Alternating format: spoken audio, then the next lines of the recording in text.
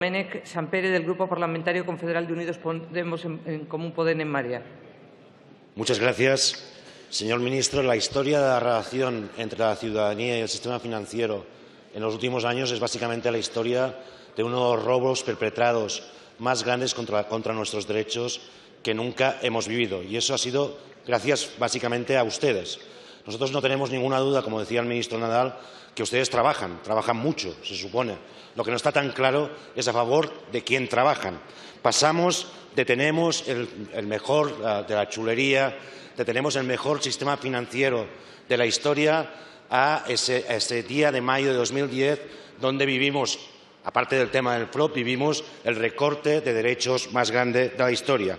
Pasamos de ese 28 de mayo de 2012, donde Mariano Rajoy dijo eso de no va a haber rescate bancario, a solo unos pocos días después, el 9 de junio, diciendo que se trataba, en todo caso, solo de un crédito que iba a pagar la banca.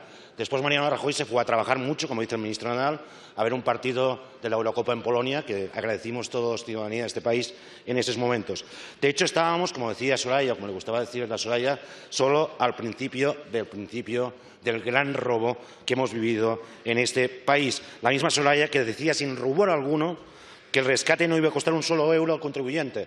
Y usted mismo, señor ministro, no se ha cansado de decir que no tendrá ningún coste para el ciudadano. Esta es la historia de un robo, esta es la historia de unas acciones políticas absolutamente cínicas, esta es la historia del descrédito de gran parte de la clase política española. Y esta es la historia que llega a un final cuando un Tribunal de Cuentas dice que efectivamente nos ha costado 60.000 millones de euros la broma. Queremos saber qué medidas tomará el Gobierno para recuperar esos 60.000 millones. Es decir, cómo van a trabajar ustedes para la ciudadanía. Gracias. Adelante. Sí, muchas gracias, señora presidenta. Señoría, es cierto, el Tribunal de Cuentas ha dicho que por el momento se han inyectado unos 60.000 millones. Un tercio lo inyectó el Gobierno anterior socialista, antes del año 2012, y 2 tercios el actual. La diferencia fundamental, señoría, es que con esa inyección lo que se ha conseguido ha sido sanear y reestructurar el sector financiero español.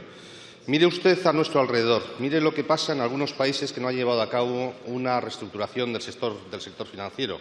Lo que verá fundamentalmente, lo que se dará usted cuenta, es que no hay crecimiento económico, que no hay recuperación económica. Por lo tanto, en principio, le digo una cuestión que es muy importante. Si nosotros no hubiéramos inyectado ese dinero y hubiéramos dejado caer a las entidades, entonces se hubiera producido, en primer lugar, un efecto. El efecto es que los depositantes tendrían que haber pagado el agujero. Esos 60.000 millones de euros tendrían que haber salido de todos aquellos ahorradores que tenían cartillas de 10.000, 15.000 euros y hubieran tenido que asumir una quita. Eso, aparte de haber sido injusto, hubiera generado una situación de desconfianza y hubiera llevado a que, en última instancia, la situación de crisis de España no hubiera sido la que habíamos vivido, sino que hubiera sido muchísimo más grave. Por lo tanto, hoy, si usted mira lo que dicen tanto la Unión Europea, el Fondo Monetario Internacional, la OCDE, los analistas internacionales, lo que se da cuenta es que lo que está detrás, el principal factor diferencial del crecimiento en España superior a la media de la zona euro y a la creación de empleo, es el saneamiento del sector financiero. Certificar que ha hecho usted lo mismo que ha hecho Rajoy, no irse a Polonia en este caso a ver un partido de Eurocopa, pero no contestar absolutamente a la pregunta.